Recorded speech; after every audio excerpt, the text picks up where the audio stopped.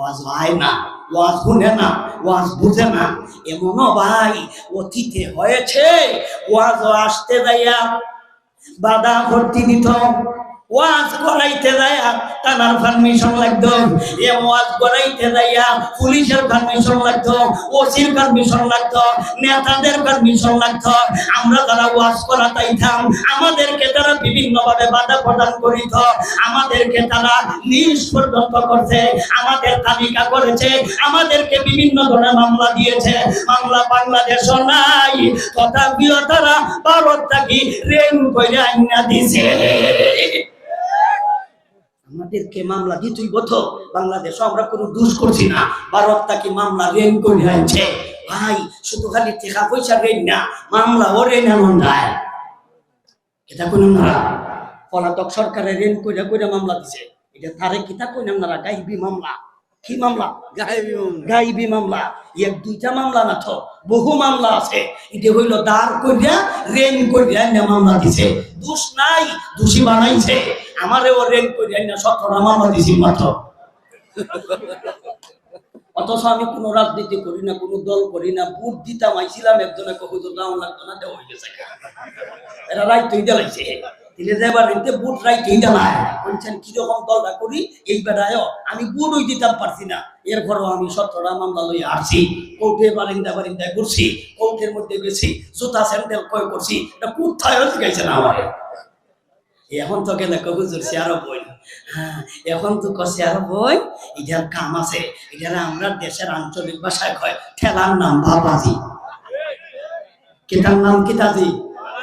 ঠেলার নাম বাবাজি। একটু ঘরে কইমো ঠেলা ডাকি, আয়াতের ভিতরে গেল। এখনো 2 নম্বর অংশ গেছি না, 3 নম্বর অংশ তো আজকে যাওয়ার কোনো ভাব নাই। প্রথম অংশ তৈরি হয়েছি, ওয়ামান আরাদা যিকরি, যে ব্যক্তি আমি আল্লাহর যিকির থেকে দূরে থাকবে। 2 নম্বর ব্যাখ্যা হলো ওয়াজ থেকে দূরে থাকবে, ওয়াজ থেকে মুখ ফিরাবে, ওয়াজ করাইতে দেয় না, ওয়াজ আইতে দেয় না, পুলিশে আগে আটকাইলায়, রাস্তার মধ্যে ব্যারিকেড ডালায়, আমারে বিভিন্ন জায়গায় তল্লাশি কইরা জিজ্ঞাসা করে হুজুর আপনি কি বক্তা? সিধে মনোযোগ করিয়া পুলিশে রাস্তা, আমি আরেক জায়গায় ওয়াজ যায়, আমারে জিজ্ঞাসা আপনি কি বক্তা? আমি কই দেখতাছস না বক্তা না ড্রাইভার? বুঝতাছি না তো, আমি কিন্তু অধিকাংশ সময় গাড়ি চালাই, মাথার মধ্যে ডাকাইতে ভেস লাগাই নাই। একদিন আমারে ধরার জন্য ডাকাইত গ্যাস চালাইয়া বসছে, তখন আমার স্টারিং দেখছে, তখন আমারে ডাকাইতে জিগাইতেছে উজির পুরি কো। আমি বললাম বেটা তো ওয়াজ করে, বুঝলো না? আচ্ছা জলদি যাও হিটারে ধরাম। এটাই কিন্তু হিটে, আমার এত দেখতে বোঝা যায় না, কিতাব হুজুরকে বোঝা যায় না, আমার এত দেখতে হুজুর বোঝা যায় না। মনে করে এখনো ছাত্র, আমার মাদ্রাসার ছাত্ররা বর্তমানে আমার ব্যস্ত হয়ে যায়, আমার ছাত্ররা আমার ব্যস্ত হয়ে যায়। এই যে ব্যস্ত করি, এই যে একটু আগে ওয়াজ করছেন, আমার আগে যিনি ওয়াজ করছেন উনি কিন্তু আমার ছাত্র, এই বেটা আমার ছাত্র, এই যে আরেক হুজুর এই বেটাও আমার ছাত্র, এই যে বুড়ো হয়ে গেছে কাকে হুজুর জোয়ান ছাত্র বুড়া, এখনো আমার ছাত্ররা মাঝে মধ্যে ব্যস্ত হয়ে যায়। আল্লাহ থেকে কত যে আমাদের লিস্ট, আমরা যারা বাংলাদেশে ওয়াজ করি আমাদের তালিকা করা হয়েছে, তালিকা যিনি করছি যারা করেছিল এর মধ্যে যিনি সভাপতি তাকে আপনারা মিডিয়ার মাধ্যমে মুরগি চোরা নামে ছিলেন, মিডিয়ার মাধ্যমে আপনারা মুরগি চোরা নামে ছিলেন। এর মধ্যে আরেকটা চোরা আছে, আপনারা তাকে ফেসবুকের মাধ্যমে কালামানিকা নামে ছিলেন, আসল নাম আমি নিজেও চিনি না, ওইটা তো ফেসবুকের মাধ্যমে তার নাম শুনছে কালামানিকা। আমার বরকতান 4টা মামলা দিছে, দয়া করে 4টা মামলা দিছি এই সূরায়। আরেকটা সূরা বর্তমানে আছে আমাদের উপদেষ্টা, আমরা তালিকা করুন না, আমরা লিস্ট করুন না, আমরা যারা 71-এর ঘাতক দালাল, আমরা 71-এর ঘাতক দালাল, বুঝছেননি? এই 71-এর ঘাতক যারা দালাল যারা এদের লিস্ট করেছিল, এর মধ্যে লিস্ট করার সভাপতি নাম শাহরিয়ার কবির, যাকে আপনারা মুরগি চোরা নামে চিনেন। এর মধ্যে আরেকজনের সুর, এটা সাবেক বিচারপতি ছিল, তারা আপনারা ছিলেন কালামানি খা। বর্তমানে আরেকটা উপদেষ্টার মধ্যে আছে, তার নাম আসিফ নজরুল, হেও কিন্তু আছে, হে আমাদের লিস্করণ্যের মধ্যে আছে, হেও আমরা মামলা দিছে, হেও কইছিল আমরা ৭১-এর দালাল, ৭১-এর গাথর। এর মধ্যে উপদেষ্টার মধ্যে বর্তমানে একজন আছে, এরা আল্লাহ সাইজ করে নিয়েছে, এটারে সাইজ করে বাকি হয়েছে, এটারে আল্লাহ দুইটার আল্লাহ সাইজ করে নিয়েছে, আর এটার বাহি হয়েছে। হ্যাঁ, তোমারও বাহি হয়েছে, যা আবার আখিরি কাউন গায়ে দাও, শেষখানে গায়ে দাও, তোমারও কবর আছে। আয়া তো আল্লাহ কইছে আমরা করতাম না, আল্লাহ করবো, আমরা করতাম কেন? আল্লাহ বলেন ওয়ামান আরাদা যিকরি, জিকিরের 2 নম্বর ব্যাখ্যা হলো ওয়াজ। ওয়াজ জিকির দ্বারা ওয়াজ বোঝানো হয়েছে। আল্লাহ আরেকটা আয়াতে বলেছেন নবীকে সম্বোধন করে, ফাযাক্কির ফাইন্না যিকরা তানফাউল মুমিনিন। আরেক আয়াতে আল্লাহ বলেন ফাযাক্কির ইন্নামা আনতা মুযাক্কির লাস্তা আলাইহিম বিমুসাইয়ির ইল্লা মা তাওয়াল্লা ওয়া কাফার। আরেক আয়াতে আল্লাহ বলেন ওয়া কাবনা লাহু আহলাহু ওয়া মিথলাহু ওয়া মিথলাহুম মা'আহুম রাহমাতাম মিন্না ওয়া যিকরা লিউলিল আলবাব। আল্লাহ বলেন জিকির বলতে উপদেশ বোঝানো হয়েছে, জিকির বলতে ওয়াজ বোঝানো হয়েছে।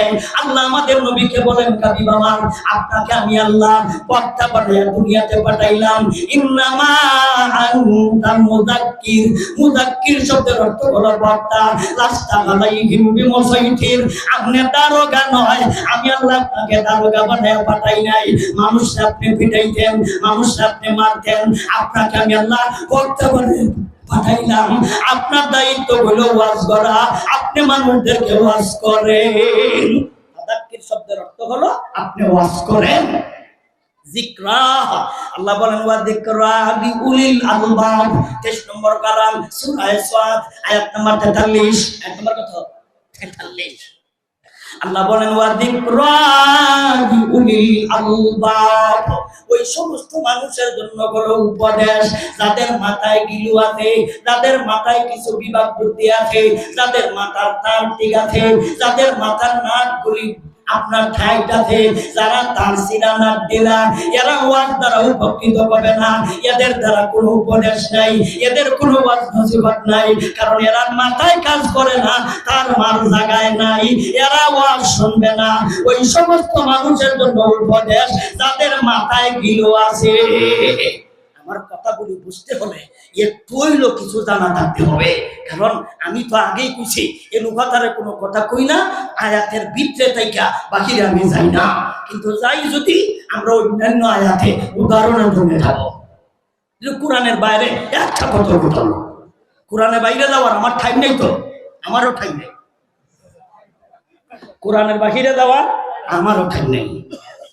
এত সমস্ত ওয়াজ, এত সমস্ত উপদেশ, এত সুন্দর কথা, আমি কেল্লা গিয়া ইচ্ছা করতাম, কেল্লা গিয়া অত দূর যাইতাম, কেল্লা গিয়া আমার মাথায় ধরে না, এগুলি কঠিন কঠিন ওয়াজ করতাম।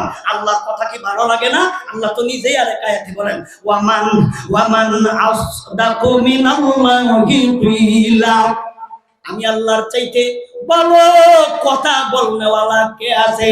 ওয়ামান আসদাকু মিনাল্লাহি কিলা, আমার চাইতে ভালো কথা বলেন না কেলা। আপনারা আঞ্চলিক ভাষায় কইনি কেলা, কেলা বুঝুন, কিলা এর অর্থ কি? কেলা, কেডা, এই যে কেডা, ওয়ামান আসদাকু মিনাল্লাহি কেডা, আল্লাহর চাইতে ভালো কথা না বলেন না কেডা, কেউ নাই। এত সুন্দর কথা, এত সুন্দর ওয়াজ, তুইয়া এত কঠিন ওয়াজ করতাম কেন? দরকার নাই। তাইলে আমরা জিকিরের 2 নম্বর ব্যাখ্যা পেলাম ওয়াজ। জিকিরের 3 নম্বর ব্যাখ্যা হলো শরীয়তের বিধিবিধান। জিকিরের 3 নম্বর ব্যাখ্যা কি? শরীয়তের বিধিবিধান। জিকিরের 4 নম্বর ব্যাখ্যা হলো ইসলামী শিক্ষা দীক্ষা। জিকিরের 5 নম্বর ব্যাখ্যা হলো লা ইলাহা ইল্লাল্লাহ। জিকিরের 1 নম্বর ব্যাখ্যা কোরআন, জিকিরের 2 নম্বর ব্যাখ্যা ওয়াজ, জিকিরের 3 নম্বর ব্যাখ্যা শরীয়ত, জিকিরের 4 নম্বর ব্যাখ্যা হলো ইসলামী শিক্ষা দীক্ষা, জিকিরের 5 নম্বর ব্যাখ্যা হলো আফজালুজ জিকরি লা ইলাহা ইল্লাল্লাহ ওয়া আদনাকা ইমাতাতুল আদা আনিত তরিক। নবী বলেন সবচাইতে শ্রেষ্ঠ জিকির হলো লা ইলাহা ইল্লাল্লাহ, সর্বনিম্ন মানের জিকির হলো রাস্তা থেকে কষ্টদায়ক বস্তুকে সরাইয়া পালাও। রাস্তা থেকে কষ্টদায়ক বস্তুরে সরাইয়া পালানো, এটা জিকির। আমরা তো মনে করি লা ইলাহা ইল্লাল্লাহ, লা ইলাহা ইল্লাল্লাহ, এটার নাম ওই জিকির না রে না। শুধু এটার নাম জিকির না, কোরআন পড়াও জিকির, কোরআন শোনাও জিকির, কোরআনে বইসা থাকাও জিকির, কোরআনের কাছে আসা জিকির, ওয়াজ শোনাও জিকির, ওয়াজে বইসা থাকা জিকির, ওয়াজ করাও জিকির, এমনকি ওয়াজ শরীয়তের বিধিবিধান পালন করাও জিকির, নামাজ পড়া জিকির, কোরআন পড়া জিকির, রোজা রাখা জিকির, হজ করা জিকির, যাকাত দেওয়া জিকির, সুদ ছাড়া জিকির, ঘুষ ছাড়া জিকির, সুদ খাইস না এটাও জিকির, ঘুষ খাইস না এটাও জিকির, দাড়ি রাখলা এটাও জিকির, পাঞ্জাবি ঘর এটাও জিকির। শরীয়তের প্রত্যেকটা বিধিবিধান পালন করার নামই হইল জিকির। তাইলে জিকিরের 3 নম্বর ব্যাখ্যা হলো ওয়া মান আরাদা আনিশ শরীয়তি, যেই ব্যক্তি আমি আল্লাহর শরীয়ত থেকে মুখ ফিরাইবে, যেই ব্যক্তি আমি আল্লাহর শরীয়ত থেকে দূরে থাকবে, সেই ব্যক্তি শরীয়তের বিধিবিধান পালন করার টাইম নাই, শরীয়তের বিধান পালন করার টাইম নাই। ভাই, মাদ্রাসা মসজিদে ইমাম রাখতে যাইয়া শরীয়ত তালাশ করে, ইমাম রাখতে যাইয়া একেবারে দূরবীন দিয়া তালাশ করে, নখ কিরম, দাড়ি কিরম, ফাউ কিরম, আট কিরম, ফাউ আপনার চলে কিরম, মাথা কিরম, পোশাক কিরম, এরপরে আপনার চলাফেরা কিরম, ধারায় কেমনে, আডে কেমনে, রুকু দেয় কেমনে, সেজে দেয় কেমনে, এমনে সভাপতি সিগারেট কাউন চাকরি না সেক্রেটারি আল্লাহ জানে, সেক্রেটারি কিতা কয়, তাইলে সভাপতি সেক্রেটারি এরা সবে একেবারে শরীয়ত মতো ইমামরে পরীক্ষা করবো জুইয়া। এরপরে জানাজা পড়াইতে যাইয়া শরীয়ত দেখে, আমরা ঈদের নামাজ পড়াইতে যাইয়া শরীয়ত দেখে, বিয়া করতে যাইয়া শরীয়ত দেখে। কি কইলেন না, মানে বিয়া করতেও শরীয়ত লাগে, জানাজা শরীয়ত লাগে, মুসলমান নামাজ শরীয়ত বিচারে। এরপরে আপনার এই মাদ্রাসার শিক্ষক থাকতে যাইয়া শরীয়ত বিচারে, সব জায়গার শরীয়ত বিচারে। যখন আমরা কই রাষ্ট্র পরিচালনা করতে হবে, রাষ্ট্র পরিচালনা করার জন্য শরীয়তের বিধান দরকার নাই। আমেরিকার আব্রাহাম লিঙ্কন থেকে তন্ত্রমন্ত্র আমদানি করে কোরআনের দরকার নাই, শরীয়তের দরকার নাই। ঠিক না বেঠে? কেন রাষ্ট্র চালাইতে যাইয়া কোরআন দিয়া রাষ্ট্র চালাইলে তোমার অসুবিধা কি? অসুবিধা কি? হ্যাঁ, এটা তো ইমামতির দরকার নাই। হ্যাঁ, যিনি রাষ্ট্রপ্রধান এনেই হবে সবচাইতে বড় ইমাম। ইমাম মানে নেতা, রাষ্ট্র দিলে চালাবেন, এনেই করে সবচাইতে বড় ইমাম। যিনি রাষ্ট্রপ্রধান হবে এনে আমাদের জাতীয় মসজিদের বাইতুল মুকাররমের ইমামের যোগ্যতা রাখতে হবে। আমরা জানি বানাই ভাই, এরা নামাজ পড়াই বদুরের কথা, যোগ্যতাই রাখে না। কারণ এরা ডরাইয়া ইমামতি করতো না, খেলা গিয়া যদি রেড সিগনালে দেখা দেয় অত নিচে যাইতাম না। তাহলে আমরা বেড়া বানানোর দরকার। কিতা করে নে বেড়া যে কোনো সমাজে কোনো জায়গায় যেতে পারবো। যিনি আমার সেবক হবে, যিনি আমার নেতা হবে, উনি যদি বেড়া হয় তাহলে রাত্রে 3টার সময় অসুবিধা হইলে মোটর সাইকেল টানটা হয়ে যাইব গা। আর যদি বেডি হয়, আচ্ছা কোন চাই উনি কার সমাধান করবো? উনার নিজের উত্তর সমাধান করে লিব রাস্তায়। উনি সমস্যার সমাধান করবো কেমনে? উনার নিজের একটু বড় সমস্যা হয়ে যাব গা, পরে তো দর্শন মামলা দিব। বেটা হইলে সুবিধা না বেডি হইলে সুবিধা? বেটা হইলে সুবিধা।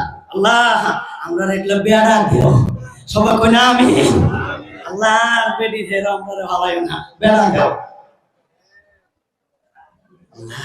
আল্লাহই জানে আমরা বেজার হয়েছেন মনে হয়। দোয়া করি আল্লাহ আমরা পুরুষ দেব, তার এক লাইন না দেব নাকি তা? এটা তো বেড়া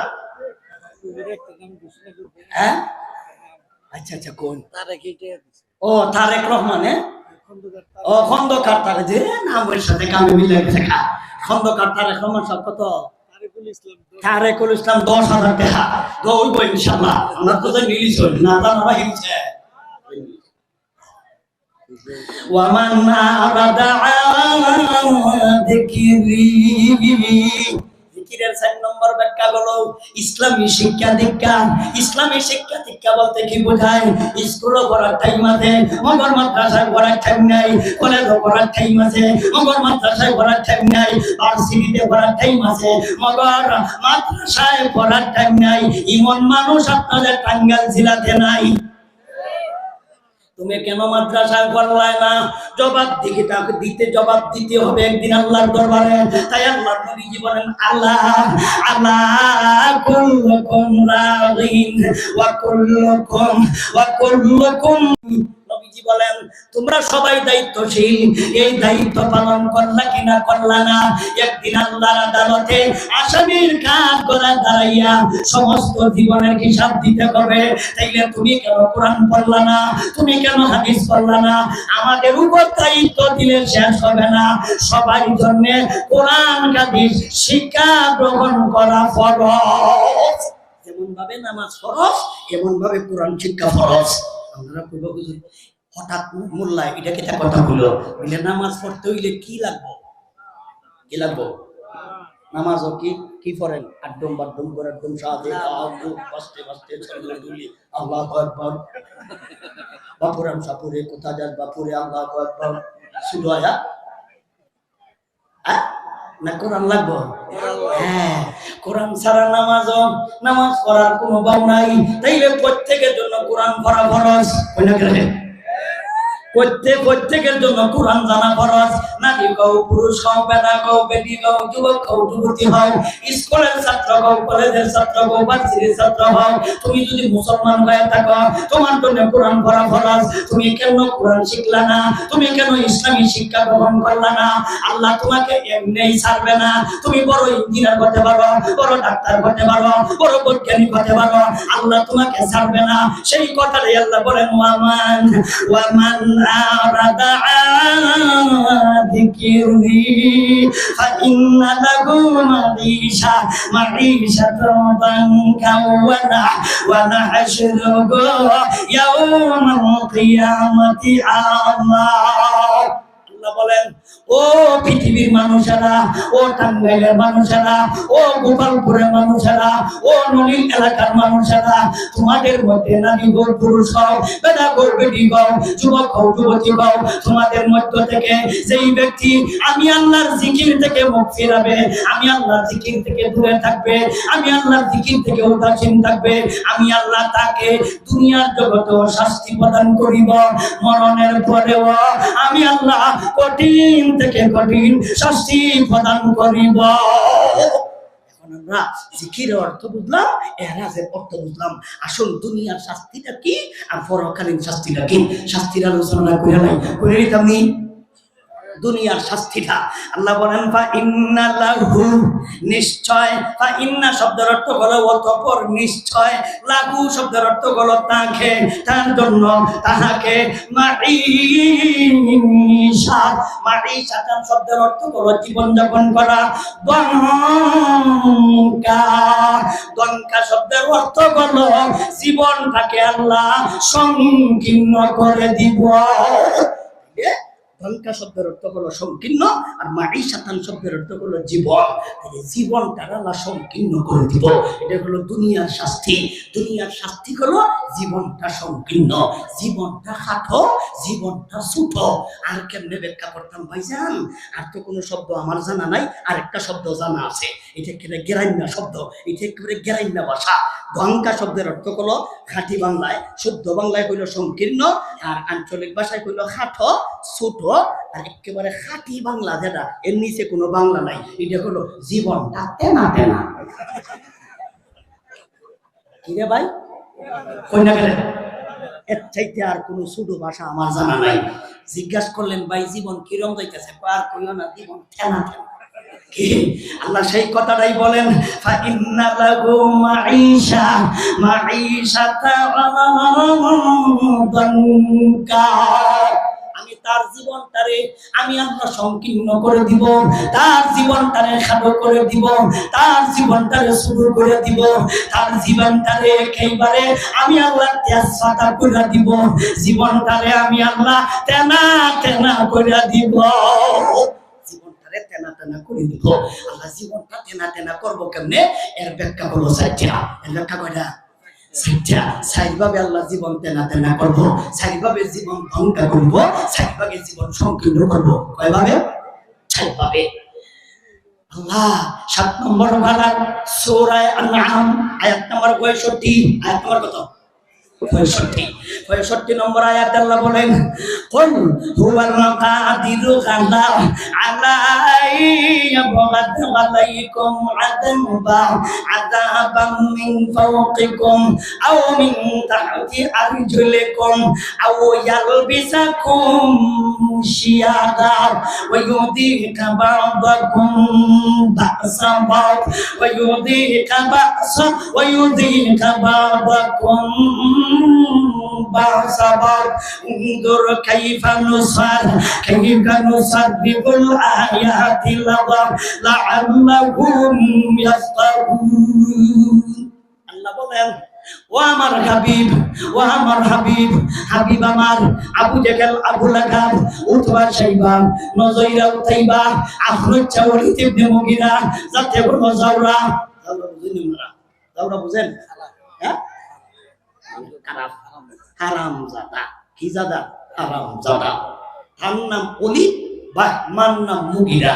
এই ওলীদের সেরা হয়, মুগিরার সেরা ওলীদ। আজ পর্যন্ত জিবরাইল খুঁজতেছেন তার বাপ খুঁজে হইতাছে না। এলে হারামজাদা। আল্লাহ বলেন, অতরিমা দাদা লেখা জানিও কান্না দামালিউ ওয়া বানিন। জানিম শব্দের অর্থ হলো দুজিনা। তাফসীরে জালালাইন আল্লামা জালালউদ্দিন মুহাল্লি রাহমাতুল্লাহ আলাইহি আয়াতের ব্যাখ্যা করতে গিয়ে তিনি বলেছেন, উতুল্লিম বাদালিকা জানিম। জানিম শব্দের অর্থ হলো হারামজাদা, হলো দুজিনা। ওই ব্যক্তিদেরকে আপনি বলে দিন, তোমাদের অর্থ আছে, তোমাদের ক্ষমতা, তোমাদের বাহাদুরি, তোমাদের সম্পদ, তোমাদের পুলিশ, তোমাদের আর্মি, তোমাদের প্রশাসন, তোমরা আমার নবীকে তোমরা মানুষই মনে করো না।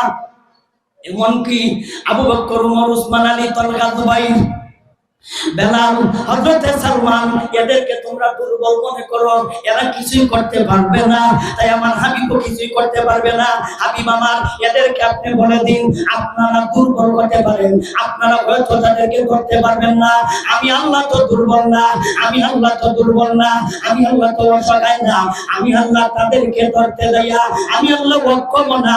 আপনি বলে দিন, আমি তোমাদেরকে আমি আল্লাহ ধরিতে আমি আল্লাহ অক্ষম নই রে, আমি আল্লাহ বললাম সক্ষম। আল্লাহ এদেরকে ধরতে অক্ষম না সক্ষম? সক্ষম। আল্লাহ ধরবেন কিভাবে? আল্লাহ বলেন, আমি ধরবো চারভাবে। চার দিক থেকে ধরবো। কয়ভাবে? চারভাবে।